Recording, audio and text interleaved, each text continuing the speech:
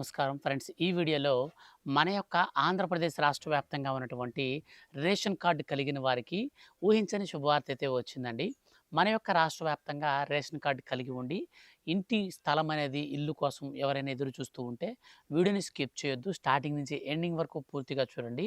So మనకు ఈ వీడియోలో మన యొక్క ఆంధ్రప్రదేశ్ రాష్ట్ర ప్రభుత్వం ఒక్కొక్కరికి 3 సెంట్ల ఇంటి స్థలాన్ని అయితే పంపిణీ చేయబోతుంది. కొంతమందికి 2 సెంట్లు అయితే ఇవ్వబోతున్నారు. ఎప్పటి నుంచి దీన్ని ప్రారంభిస్తారు? ఎవరెవరికి ఇస్తారు? అంటే అర్హులెవరు? ఎవరు అనర్హులవుతారు? ఈ వీడియోలో నేను మీకు క్లారిటీగా ఎక్స్‌ప్లెయిన్ చేస్తాను. సో, కేవలం మనకు రేషన్ కార్డ్‌ని బేస్ చేసుకొని మన యొక్క ఆంధ్రప్రదేశ్ రాష్ట్ర ప్రభుత్వం ఈ యొక్క ఇంటి పట్టాల పంపిణీ కార్యక్రమం, అలాగే ఇండ్లు కార్యక్రమాన్నయితే మనకు ప్రారంభించబోతున్నారు. సో, కాబట్టి రేషన్ కార్డ్ కలిగినటువంటి వారందరూ కూడా ఈ వీడియోని మీరు క్షుణ్ణంగా చూడండి. మనం ఎలా అప్లై చేసుకోవాలి? ఎప్పటి నుంచి ఇస్తారు? మరియు ముఖ్యంగా చూసుకున్నట్లయితే ఇంటి నిర్మాణానికి సంబంధించి 4,00,000 వరకు ఒక్కొక్క లబ్ధిదారునికైతే పంపిణీ అయితే చేయబోతుంది మన యొక్క రాష్ట్ర ప్రభుత్వం. సో, ఈ విషయాలన్నీ కూడా ఈ వీడియోలో నేను మీకు ఎక్స్‌ప్లెయిన్ అయితే చేస్తాను. వీడియోని మీరు స్టార్టింగ్ నుంచి ఎండింగ్ వరకు ఎక్కడ కూడా మీరు స్కిప్ చేయొద్దు. డైరెక్ట్‌గా మీరు పూర్తిగా వీడియోని చూడండి. అప్పుడే మీకు ప్రతి ఒక్క అప్డేట్ కూడా అర్థమవుతుంది. అలాగే వీటితో పాటు కూడా మనకు ఏ ఏ డాక్యుమెంట్స్ కావాలని కూడా నేను మీకు మధ్య మధ్యలో చెప్తూ ఉంటాను. సో, అవన్నీ కూడా అయితే మీరు రెడీ చేసుకోవాల్సి ఉంటుంది. ఇక వీడియోని స్టార్ట్ చేసే ముందు మీకు ఒక స్మాల్ రిక్వెస్ట్. మీరు ఇప్పటివరకు మన ఛానల్‌ని సబ్స్క్రైబ్ చేసుకోకుండా చూస్తూ ఉంటే గనక వెంటనే ఈ వీడియో కింద ఉన్నటువంటి బ్లాక్ కలర్‌లో ఉన్న సబ్స్క్రైబ్ బటన్‌ని క్లిక్ చేసి పక్కనే వచ్చే బెల్ సింబల్‌ని ఆల్ పైన ట్యాప్ చేయండి.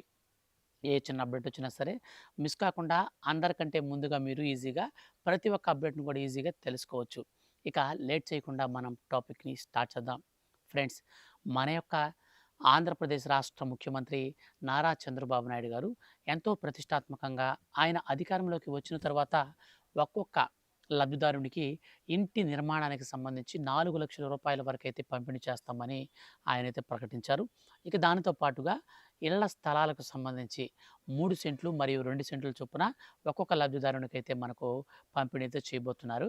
అయితే వీటికి సంబంధించి చంద్రన్న ఇల్లు కార్యక్రమంలో భాగంగా మన యొక్క రాష్ట్ర ప్రభుత్వం వీటిని ఎప్పటి నుంచి ఇవ్వబోతున్నారో తెలుసుకోబోయే ముందు మనకు అర్హతలేంటి? అలాగే ఈ యొక్క పథకానికి మనం ఎలా అప్లై చేసుకోవాలి? కావాల్సినటువంటి ప్రూఫ్స్ ఏంటి? ఈ యొక్క ఇంటికి మనకు అర్హత సాధించాలంటే మనకు ఉండాల్సినటువంటి అర్హతలేంటి?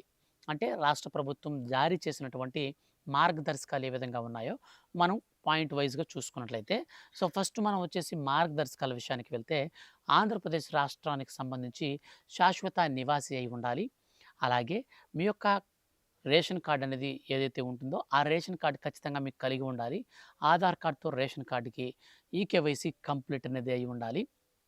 ఇక ఈ రేషన్ కార్డ్‌కి సంబంధించి మన యొక్క ఆంధ్రప్రదేశ్ రాష్ట్ర ప్రభుత్వం ఎవరైతే బిలో ప్రావర్టీ లైన్ కింద ఉన్నటువంటి వారు ఉంటారో వారందరికీ పీఎంఏవై అంటే ప్రధానమంత్రి ఆవాస్ యోజన పథకం కింద మనకు ఇల్లైతే మంజూరు చేస్తుంది.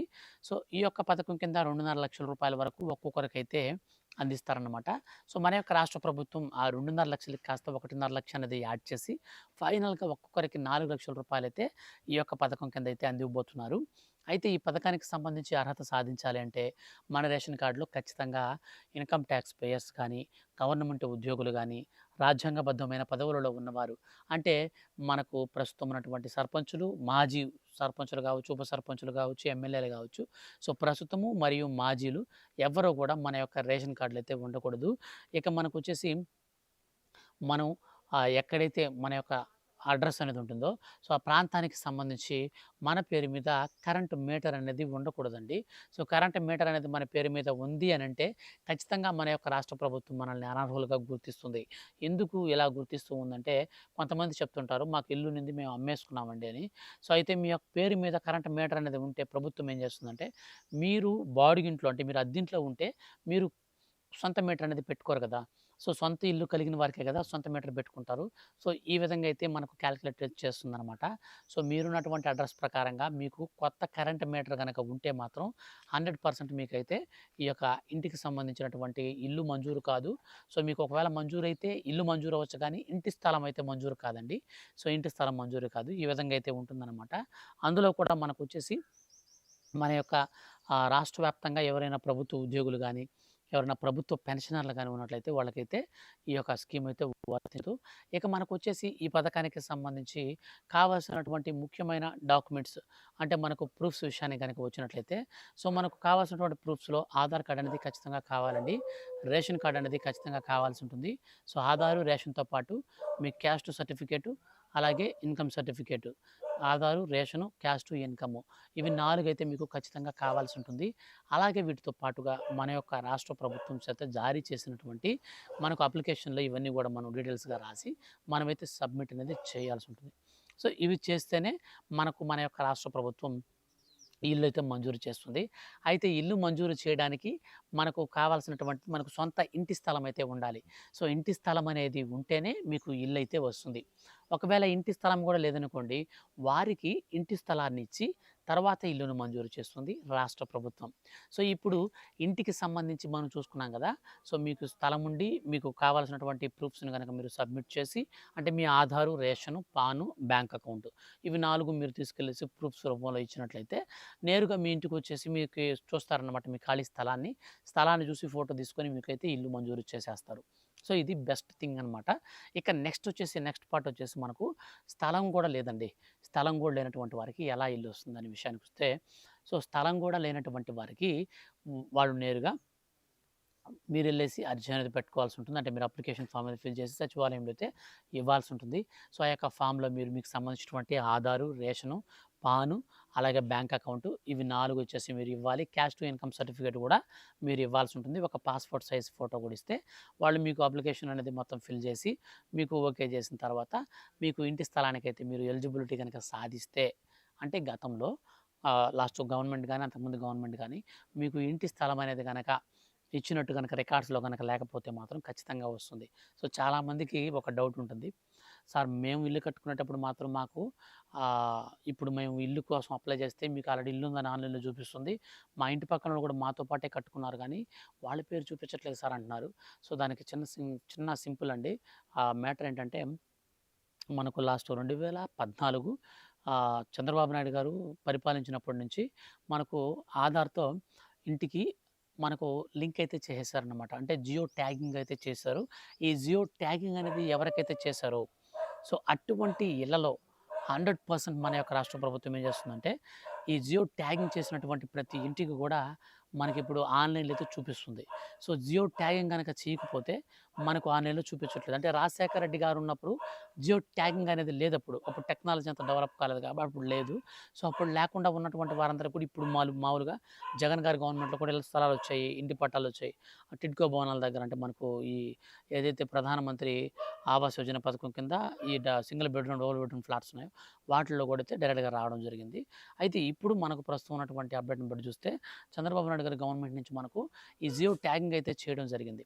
ఈ జియో ట్యాగింగ్ అనేది చేసినప్పటి నుంచి మనకు డైరెక్ట్‌గా మనకు ఆన్‌లైన్‌లో మన యొక్క ఆధార్ నంబర్ అనేది ఎంటర్ చేసిన వెంటనే ఈ జియో ట్యాగింగ్ ఉన్నటువంటి రేషన్ కార్డ్‌కి సంబంధించిన డీటెయిల్స్ అన్నీ కూడా అయితే క్లారిటీగా రావడం అయితే జరుగుతుందనమాట. కాబట్టి మనకు మొత్తంగా చూసుకున్నట్లయితే ఈ జియో ట్యాగింగ్ ఎవరికైతే ఉండదో అటువంటి వారందరికీ ఇప్పుడు కొత్తగా అయితే మనం అప్లై చేసుకోవడానికి అవకాశం అయితే ఉంటుంది. ఇక లాస్ట్ అండ్ ఫైనల్‌గా మనకు సంబంధించినటువంటి అప్డేట్‌ని చూసుకున్నట్లయితే మన యొక్క రాష్ట్ర వ్యాప్తంగా ఎవరైతే ఇంటి స్థలాలు లేనటువంటి వారు ఉంటారో వాళ్ళకి గ్రామీణ ప్రాంతాల్లో చూసుకుంటే 3 సెంట్ల చొప్పున అంటే 3 సెంట్లు అంటే దాదాపు మనకు 18 అంకణాల కిందైతే వస్తుంది. అదేవిధంగా పట్టణ ప్రాంతాల్లో గనక చూసుకున్నట్లయితే మన యొక్క రాష్ట్ర వ్యాప్తంగా ఉన్నటువంటి పట్టణ ప్రాంతాల్లో 12 సెంట్ల చొప్పునైతే మనకు 12 అంకణాలు 12 అంకణాలు మనకొచ్చేసి మొత్తంగా 2 సెంట్ల చొప్పున ఇంటి స్థలాలనైతే మనకు పంపిణీ అయితే చేస్తారనమాట. వీటికి సంబంధించి ఇప్పటికే మన యొక్క రాష్ట్ర ప్రభుత్వం ఆయా ప్రాంతాలలో తగినటువంటి స్థలాలని లేఅవుట్స్ అన్నిటిని కూడా మనకు సిద్ధమైతే చేస్తూ ఉన్నారు. టోటల్‌గా మనకు చూసుకున్నట్లయితే ఆంధ్రప్రదేశ్ రాష్ట్ర వ్యాప్తంగా ఈసారి ఉగాది కానుకగా ఉగాది మనకు స్టార్ట్ అవుతుంది కదా!